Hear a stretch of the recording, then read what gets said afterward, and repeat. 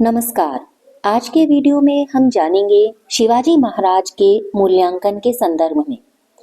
छत्रपति शिवाजी महाराज एक महान और कर्मठ व्यक्ति थे। वे एक मुसलमान राज्य के छोटे से जागीरदार के पुत्र के स्थान से उठकर छत्रपति के सिंहासन तक बैठे। उन्होंने घोर संकटों का सामना किया और मराठों को एक राष्ट्र के रूप में संगठित किया। वे राजनीति और शासन विज्ञान में अनुपम योग्यता रखते थे। यद्यपि वे बहुत ही धार्मिक मनोवृत्ति के थे, लेकिन वे मतांध नहीं थे।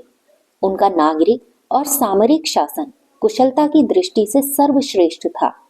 शिवाजी न केवल मराठा जाति के निर्माणकर्ता थे, बल्कि वे मध्यकालीन भारत के निर्माणकर्ता भी थे।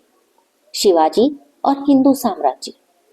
सरदेसाई का मत है कि शिवाजी का लक्ष्य केवल महाराष्ट्र के हिंदुओं को ही स्वतंत्र कराना नहीं था, अपितु वे सारे देश के विभिन्न कोनों में रहने वाले हिंदुओं को मुक्त करवाना चाहते थे। शिवाजी के देहांत के बाद मराठों ने उनके आदर्शों और आकांक्षाओं का यही अर्थ लगाया। छत्रपति शिवाजी महाराज द्वारा चौथ और सरदेशमुखी लगाना भी इसी योजना का विस्तार समझा गया। लेकिन कुछ इतिहासकार इस मत से सहमत नहीं हैं। उनके मत में शिवाजी महाराज ने छत्रसाल बुंदेला की सहायता स्वीकार न करके यह सिद्ध किया कि वे संपूर्ण भारत में हिंदू साम्राज्य की स्थापना का प्रयास नहीं कर रहे थे।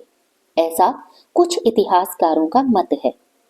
शिवाजी के शासन प्रबंधन की कमजोरियां। शिवाजी महाराज द्वारा भरसक प्रयत्न करने के बावजूद उनका साम्राज्य दीर्घजीवी नहीं हुआ। वास्तव में उनका साम्राज्य अलाउद्दीन खिलजी और रणजीत सिंह की भांति एक सैनिक संगठन था, जो उनकी मृत्यु के थोड़े समय बाद ही नष्ट हो गया।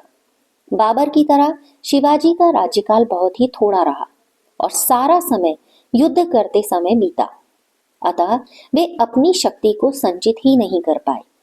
इसके अलावा महाराष्ट्र निवासियों को शिक्षित करने और उनका सैनिक उत्थान करने का कोई दूरदर्शितापूर्ण प्रयास नहीं किया गया। जनसाधारण का अज्ञान मराठा जाति की उन्नति में एक बड़ी भारी बाधा थी। यह थी शिवाजी के मूल्यांकन से संबंधित संक्षिप्त जानकारी। नमस्कार।